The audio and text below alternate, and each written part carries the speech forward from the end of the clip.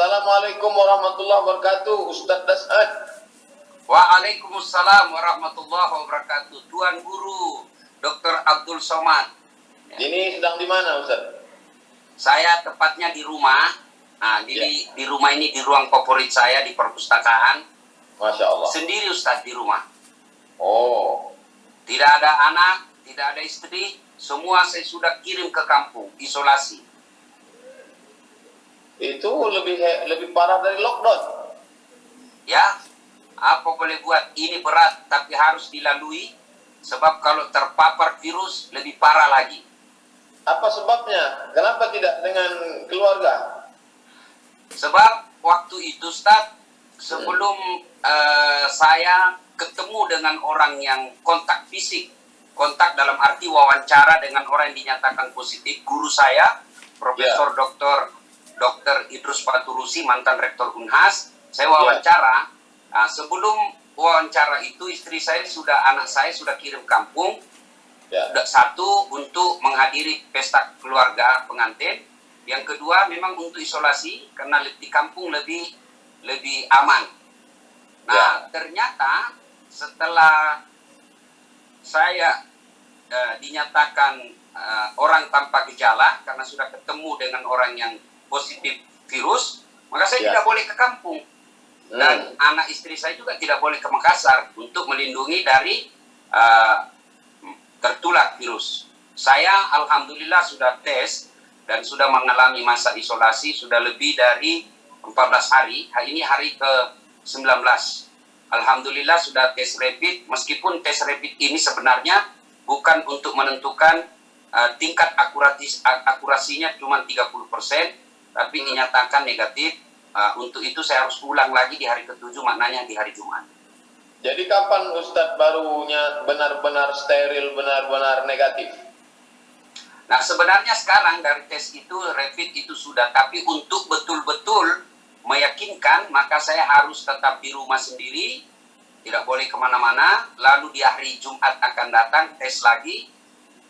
Saya diberitahu oleh dokter bahwa kalau tetap hasilnya masih negatif, alhamdulillah Ustadz betul-betul bersih dari virus dan sudah terbentuk imunitas dalam diri yang baik.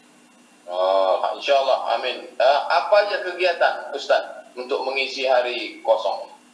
Alhamdulillah, saya merasa selama ini menemukan jati diri saya puluhan tahun yang lalu zaman kos-kos. Masya Allah. Alhamdulillah, karena kita kan harus menjaga daya tahan tubuh. Hidup saya merasa alhamdulillah selama ini hidup saya betul-betul untuk diri saya. Selama ini, selama jadi ustadz, hidup saya lebih banyak untuk orang lain. Bahwa tanpa mengenal lelah dari satu kabupaten ke kabupaten, dari pesawat ke darat dan seterusnya. Selama saya isolasi diri di rumah, subhanallah, hidup saya betul-betul untuk diri saya. Saya pagi-pagi sholat subuh meskipun tidak ke masjid karena dianjurkan hanya untuk di rumah. Kemudian sudah bangun saya membuat jus sendiri. Jam 6 saya sudah di dapur membuat jus sendiri, jus buah 1 gelas, kemudian jus sayur 1 gelas, kemudian makan beberapa, kemudian sarapan di jam 8, kemudian membersihkan rumah. Betul-betul hidup saya penuh kegiatan. Itu kemudian jam 9 ada lagunya itu. Oh iya, ya lagunya Omai Rama. Kayak mana lagunya? Inilah saya ingat lagi lagunya Omai Rama dulu. Apa susahnya jadi bujangan kemana-mana, ada orang yang melarang. Itu lagu Kus Plus Ustadz Hasan. Hah? Kus Plus. Oh, ini pengaruh saya sudah lama isolasi diri sendiri. Saya jadi beleng-beleng. Bahkan Ustaz sendiri di rumah, Masya Allah. Tadi pagi itu kursi, bantal kursi sofa saya kira mamanya Ece. Saya bilang, wah saya harus diperiksa di psikiater.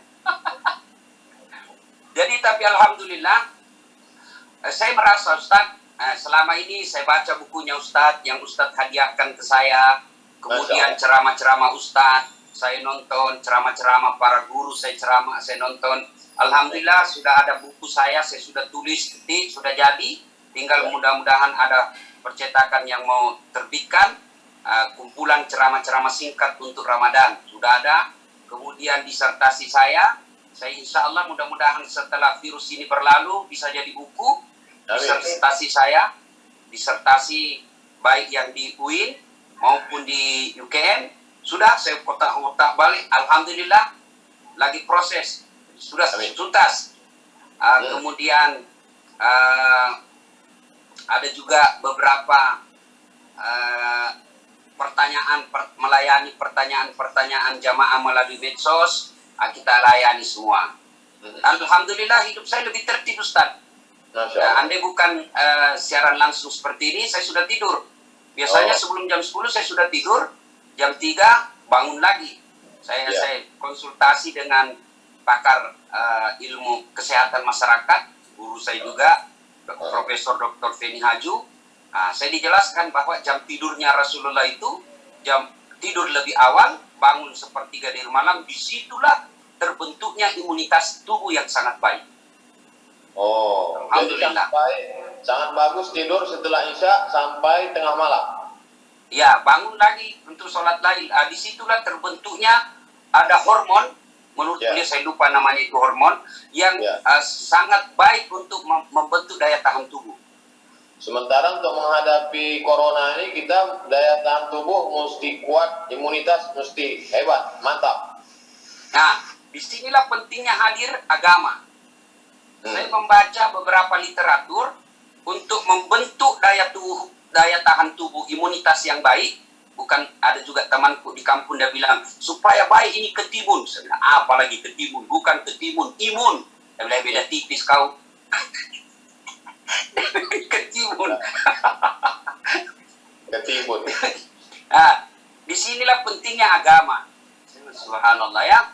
Hadirnya agama, karena ternyata yang merusak daya tahan tubuh kita itu kalau kita terlalu banyak negative thinking, berpikiran negatif, bersangka buruk, ya, menyebarkan hoax, ya, dendam, sakit hati, marah-marah. Saya ingatlah ceramahnya guru kita Agim, orang yang suka marah itu lepas urat sarafnya. Ya, orang yang selalu senyum, nyambung kembali urat sarafnya. Maka saya lebih baik ceramah bikin senyum orang. Meskipun ada yang mengatakan saya Ustadz stand up comedy, saya bilang tidak apa-apa. Yang penting ada yang bermanfaat buat orang lain. Amin. Ya. Medsos gimana Ustaz? Aktivitas di medsos? Ya, semenjak saya isolasi diri Ustadz, saya kurangi. Ya. Saya mengurangi. Nanti setelah lepas di hari ke-14, saya mulai kembali. Itu pun saya membatasi Ustadz. Karena saya lebih fokus buku saya, kemudian dengar ceramah. Ibaratnya selama saya isolasi diri, saya menempa diri, ngecas, download.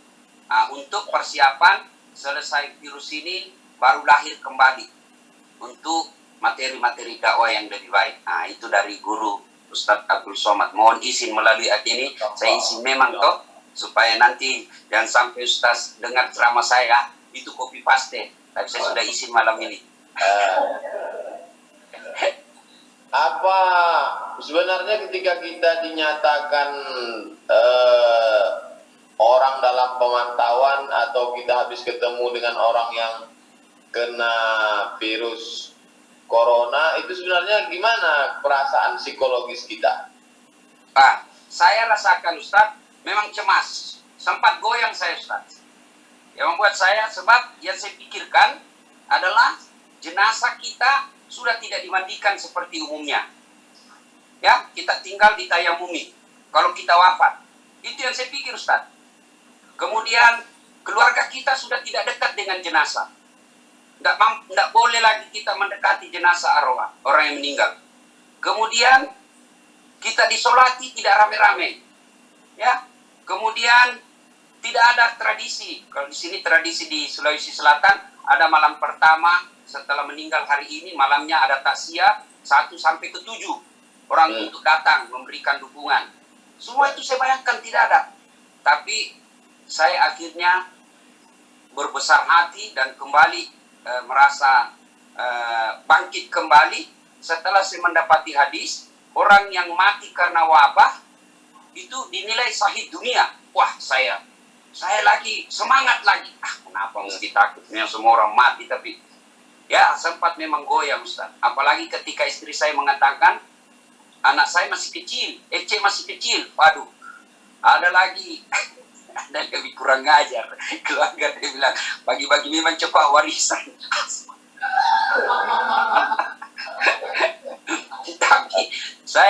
tapi yang membuat saya semangat, Ustaz, gini. Saya pikir kalau saya terpapar, pasti di hari 1 sampai ke 7 sudah ada gejala. Minimal saya demam, atau batuk, atau tenggorokan saya. Tapi semua gejala-gejala yang disampaikan itu tidak ada. Jadi saya confidence, ya, alhamdulillah. Tapi tetap berdoa, ya, tetap berusaha membangkitkan daya tahan tubuh. Yang saya lakukan itu ya makan sesuai yang dulu diajarkan masih kita SD, 4 sehat 5 sempurna.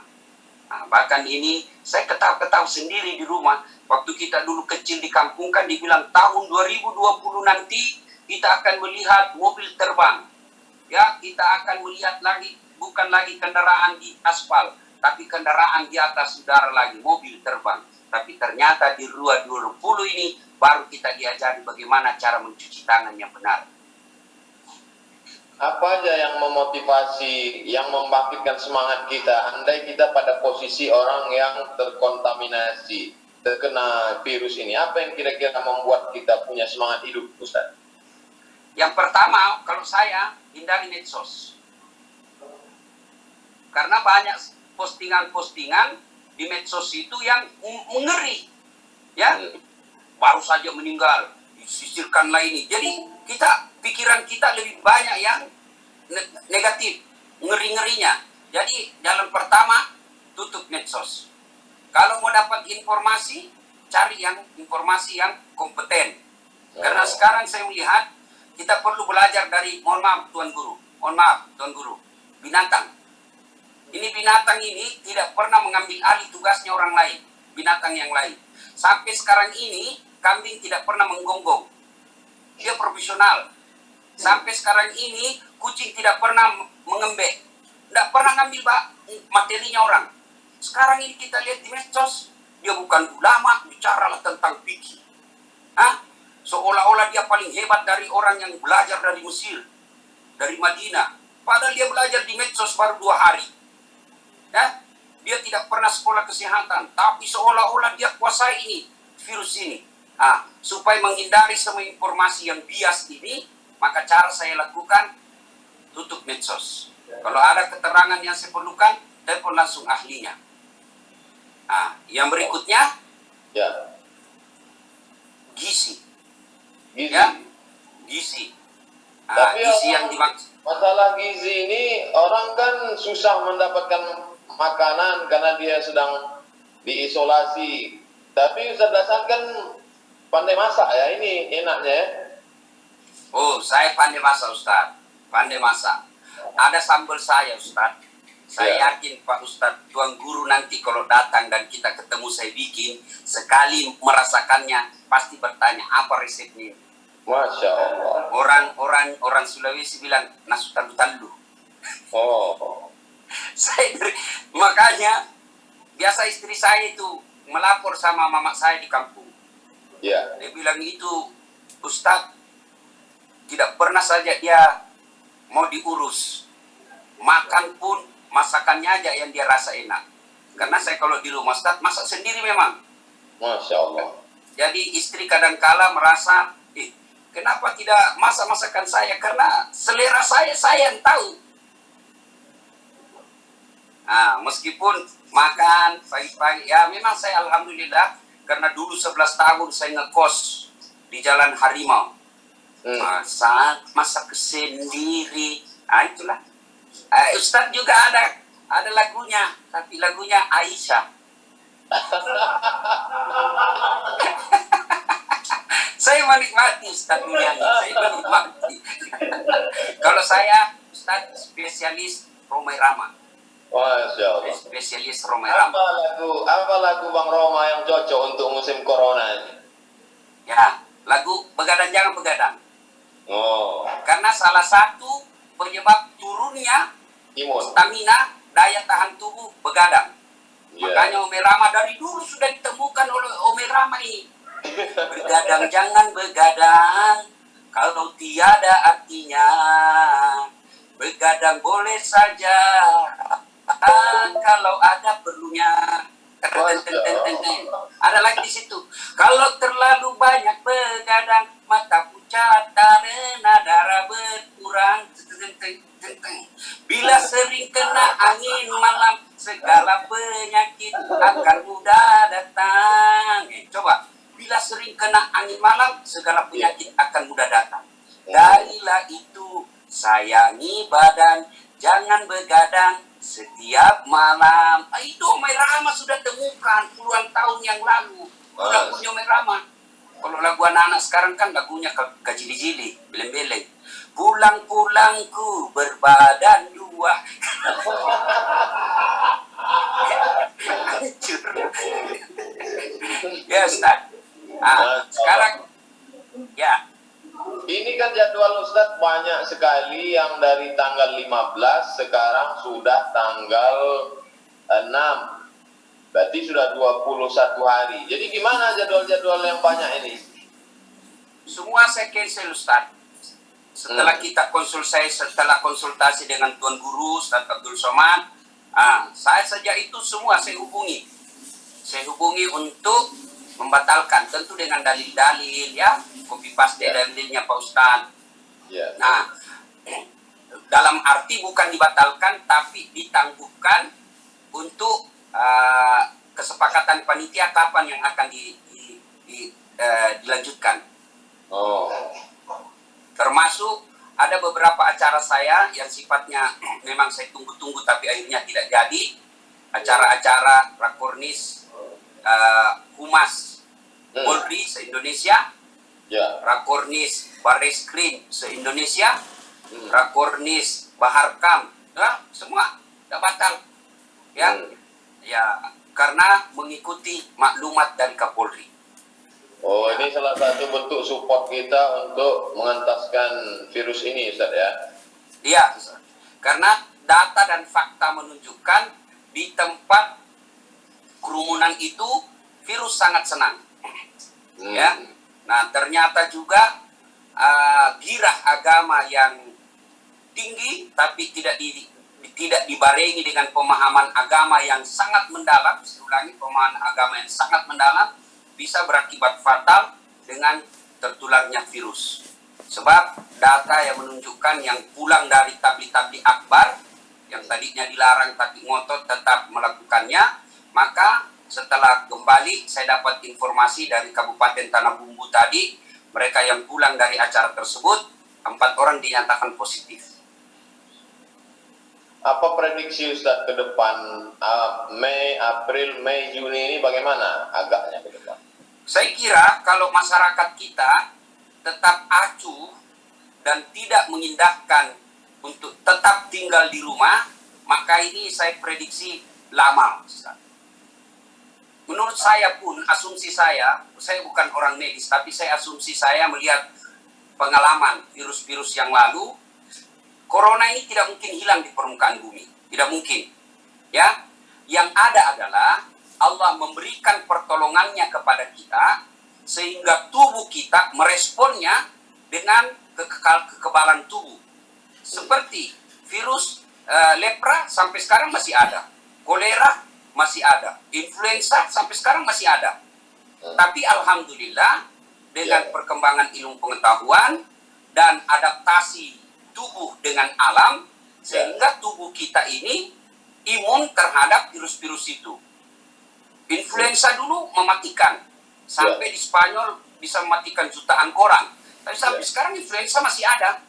Maka corona ini sepertinya tidak akan hilang di muka bumi.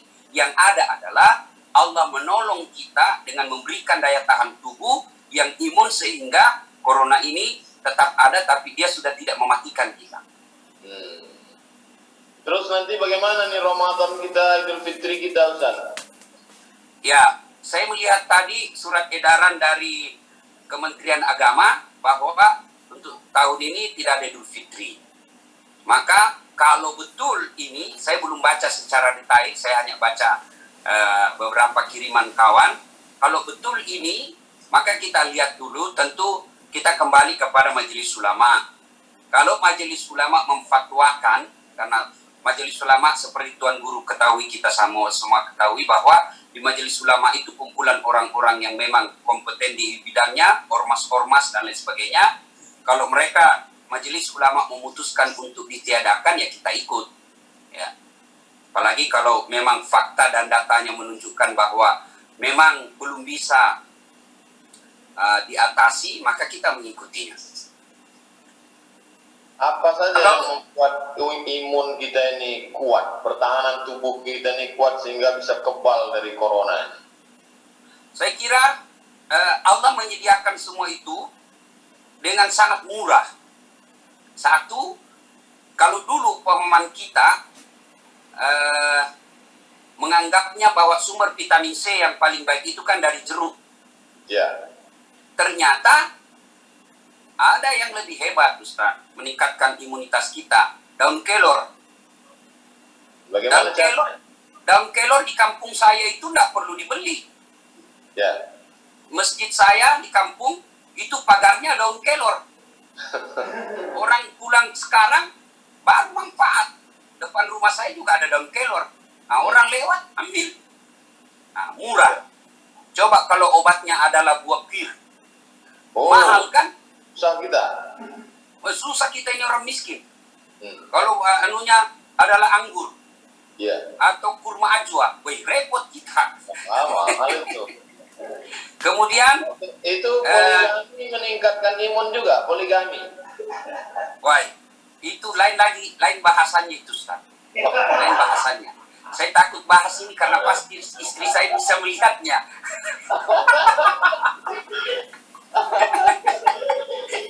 Mati Belanda. Jadi ada lagi, Ustaz, murah. Iya. Itu jagung dan ubi. Itu ternyata jagung dan ubi karbohidratnya sangat baik untuk meningkatkan daya tahan tubuh dibanding nasi. Oh.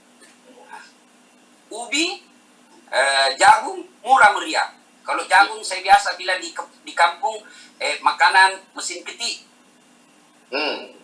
Tahu, Ustaz, mesin ketik kan? Kan kalau orang makan jagung kan begini, Ustaz.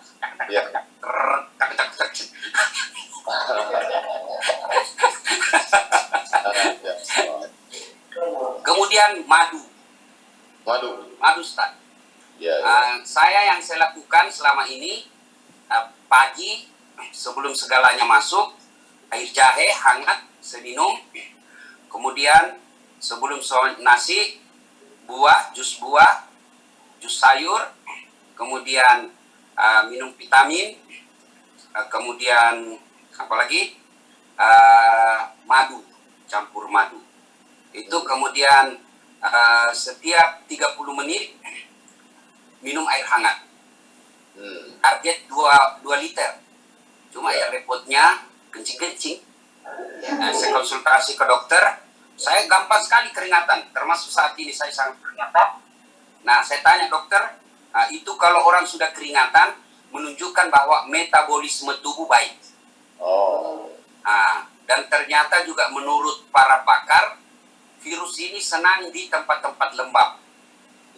Ada juga saya baca postingan bahwa kenapa di Eropa banyak sekali, karena melihat ternyata orang-orang yang kena ini adalah menengah ke atas lebih banyak karena rentan menggunakan AC. Nah, di tempat-tempat lembab. Maka kalau bisa pada mereka yang orang dalam pengawasan atau pasien dalam pengawasan, kalau mampu tidak pakai AC, sebaiknya tidak pakai AC. Kemudian tetap ikuti anjuran WHO, pakai masker, jaga jarak, setiap saat cuci dengan air yang mengalir. Ini yang repot, Ustaz, masker. Ini kajian kita orang beragama. Banyak yang menimbun ini masker. Ini saya beli 86.000 satu. 86.000. Timbun oleh mereka. Banyak memang anak bangsa juga ini yang tidak punya Pancasila. Tidak punya kesetiaan sosial. Bayangkan, orang sudah berduka, dia timbun, dia jual mahal-mahal. Pak dia nggak sadar itu bagaimana dia dapat harta. Kok dapat untung yang banyak tapi tidak berkah. Jadinya kalau harta yang dia dapat tidak berkah, istrimu selingkuh, anakmu narkoba. Nah ini Ustaz, ini satu kita pakai. Nah, ini Ustaz. Kemudian, ini kan susah dapatnya Ustaz. Ada uang tapi tidak ada. Bayangkan kakak saya, pegawai rumah sakit, para medis, nelpon ke saya minta masker. Saya bilang, loh, kenapa kok orang rumah sakit minta ke saya? Tidak ada di rumah sakit. Bayangkan. Nah, caranya ini dipakai berkali-kali. Keluar rumah, cara saya kalau saya kasih orang yang kerja sama saya pakai. Pagi pakai, malam sebelum tidur rendam air sabun. Rendam, sudah 1 jam rendam, gantung. Kering, besok pakai lagi. Karena kalau ada virus yang tersisa di sini, direndam air sebenarnya itu virus, sudah innalillah. Sudah mangkat dia. Ya? Nah, maka direndam saja. Sudah itu, pakai lagi. Karena ini sangat sulit. Nah, ada lagi yang lebih bagus, selesai direndam, setrika. Setrika untuk membunuh kumannya. Karena kuman itu, virus itu akan mati dalam suhu tertentu. Nah, sudah pakai. Yang paling penting, pakai masker setiap. Kalau masyarakat Indonesia tetap tidak sadar penggunaan masker, dan tetap tidak sadar dengan jaga jarak, maka masalah ini pasti akan lama. Ini kan sebagian masyarakat kita tidak bekerja, yang punya warung sunyi, sepi, jalanan kosong, karyawan hotel kena PHK. Apa yang bisa dilakukan Ustadz untuk menyelamatkan ekonomi masyarakat yang tidak mampu? Apa yang bisa dikerahkan? Subhanallah, semua musibah ada hikmahnya. Hikmah di sini Allah ingin menguji kita orang kaya. Jadikan ini ladang amal. Ya, jangan jadikan ini ladang untuk mendapat bisnis. Karena ada juga pengusaha begitu dia lihat, ini saya waktu ceramah terakhir di Kadin, Jakarta, ada juga pengusaha yang berpikir ini peluang bisnis. Kita bisa datangkan masker dari ini sekian rupiah harganya, bisa dijual di sekitar. Udah masih otaknya, masih uang untung di dalam otaknya. Mestinya ini adalah saatnya. Maka waktu saya ceramah di situ di depan orang-orang kaya, ya, saya bilang, Bapak ini sudah puluhan tahun cari nafkah di Indonesia dengan segala fasilitas kemudahan yang belum tentu Bapak dapatkan di negara lain. Saatnya nih orang-orang kaya yang ada di tempat ini untuk bersedekah. Maka pada saat itu ada yang menyumbangkan masker 2 juta, ada yang menyumbangkan duit 5 miliar, dan lain-lain sebagainya. Alhamdulillah. Nah, disinilah mestinya anak-anak bangsa menunjukkan apa yang diajarkan kita selama ini di Pancasila. Tenggang rasa. Ya, nah, orang kaya, sedekahlah. Saatnya bersedekah. Maka, saya anjurkan kepada diri saya, kepada keluarga saya, kalau ada harta berlebih, bawa beras di mobil. Bawa beras. Minimal 5 liter. Lihat orang di pinggir jalan, kasih duit 50.000, kasih beras 5 liter, pulanglah. Jaga kesehatan. Nah, itu yang paling tidak itu yang bisa kita lakukan. Bermula dari diri sendiri.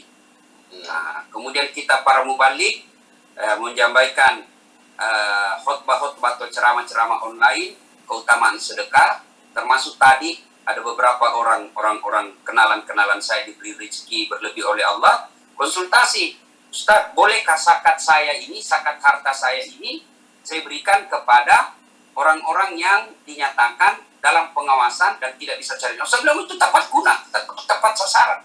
Boleh. Ya. Apa harapan di sini Ustaz ke masyarakat Indonesia? Iya. Nah, sekarang saya balik bertanya Ustaz. Waktu sudah habis. Sudah habis. Aduh, Belanda. Terima kasih semua. jamaah warganet dimanapun Anda berada, mohon maaf jika ada khilaf dan salah. Sengaja kita lakukan dengan style seperti ini karena memang bincang santai, supaya pikiran kita tentang corona tidak membebani psikis kita, sehingga daya tahan tubuh bisa lebih baik. Amin. Terima kasih Tuan Guruku, Profesor Dr. Di akhir Abdul Somad. majlis doa dari Ustadz Das'an Latif untuk bangsa. Nah Ustaz, Doa dari Ustadz Das'an untuk kita semua, untuk jamaah. saya kira Tuan Guru lebih afdal doanya. Ya. A'udzubillahi minasyaitonirrajim. Bismillahirrahmanirrahim. Alhamdulillahirabbil alamin. Arrahmanirrahim. Maliki yaumiddin. Iyyaka na'budu wa iyyaka nasta'in. Shiratal mustaqim. Shiratal ladzina an'amta 'alaihim ghairil maghdubi 'alaihim waladdallin. Amin. Allahumma shalli ala sayyidina Muhammad wa ala ali sayyidina Muhammad. Allahumma syrah sudurana, lapangkan hati kami ya Allah. Allahumma nawwir qulubana, terangi hati kami binuril iman, dengan cahaya iman. Kama nawartal arda binuri syamsika wa qamarika abadan abada. Sebagaimana kau terangi siang dengan matahari, malam dengan rembulanmu selamanya ya Allah. Allahumma a'inna, tolong kami. Allahumma anta maulana, engkau saja yang dapat menolong kami. Hasbunallah wa ni'mal wakil, ni'mal maula wa ni'man nasir. Engkau lah sebaik-baik penolong ya Allah. La haula wa la quwata illa bik, tiada daya tiada upaya kecuali hanya dengan engkau saja ya Allah. Allahumma dafa'anna al-ghala wal waba wal fahsya wal riba wal zina wal munkar. Selamatkan negeri kami dari malapetaka, bencana, wabah, bil khusus wabah corona, perbuatan keji dan munkar. Allah mewaffiq ulata umurina, pemimpin-pemimpin kami, condongkan hati mereka agar mengambil keputusan yang terbaik untuk menolong kami ya Allah. Amin. Allahumma ansurna 'alal qaumil fasiqin. Tolong kami menghadapi orang-orang yang fasik. Wansurna 'alal qaumil kafirin. Bantu kami menghadapi orang kafir. Wansurna 'alal qaumil zalimin. Tolong kami menghadapi orang yang zalim ya Allah. Allahumma mla qulubana bi faidil imani bik. Penuhi hati kami dengan limpahan iman dan keyakinan yang kuat ya Allah. Allahumma qasim lana min khasyatika ma tahulu bainana wa baina ma'asik. Tanamkan rasa takut dalam hati kami, dengan rasa takut itu menjadi dinding antara kami dan perbuatan maksiat. Wa min ta'atika ma tuballighuna bihi jannatak. Tanamkan rasa taat dalam hati kami, dengan ketaatan itu kami mendekat dengan amal-amal yang membuat kami dekat ke surga-Mu ya Allah. Wa minal yaqini ma yuhawwinu bihi alaina masa'ibad dunya. Tanamkan keyakinan dalam hati kami, dengan keyakinan itu terasa ringan segala musibah yang terjadi di dunia ini ya Allah. Allahumma ja'alil hayata ziyadatan lana fi kulli khair. Kalau kau takdirkan kami masih hidup, hidupkan kami supaya kami dapat beramal saleh. Wa ja'alil mauta rahatan lana min kulli syarr. Kalau kau takdirkan kami mesti mati, matikanlah kami ya Allah. Dengan kematian itu kami berhenti dari perbuatan maksiat. Rabbana ighfir lana dzunubana, ampunkan dosa kami. Wa li abaina, kedua orang tua kami. Wali masyayikhina, guru-guru kami, bil khusus Fadilatul Doktor Das'an Latif, guru kami Ustaz Das'an Latif. Allah masahih jasadahu, sehatkan badannya. Wa qawil umarahu, panjangkan umurnya. Wa qawil iminahu, kuatkan imannya. Wa firku lima tuhibbu wa tardah, tanamkan taufik hidayahmu agar dia dapat beramal dengan amal yang kau cintai ya Allah. Allah majma'na ma'al habibil mustafa fi jannatikal ula. Satukan kami dari surga Jannatul Firdaus bersama Sayyidina wa Maulana Muhammad sallallahu alaihi wasallam. Rabbana atina fid dunya hasanah wa fil akhirati hasanah wa qina adzabannar. Wa sallallahu ala Sayyidina wa Maulana syafi'ina wa dzukhrina Muhammad wa ala alihi wa sahbihi wa alhamdulillahi rabbil alamin. Terima kasih kepada Ustaz Das'an Latif. Mudah-mudahan negeri kita, kaum muslimin seluruh dunia dilepaskan dari wabah bencana ini dan kita kembali hidup normal, kita bisa menyambung silaturahim lagi. Amin. Terima kasih Tuan Guru. Terima kasih. Ya, salam dari Sulawesi Selatan untuk warga di Sumatera. Insyaallah. Assalamualaikum warahmatullahi wabarakatuh.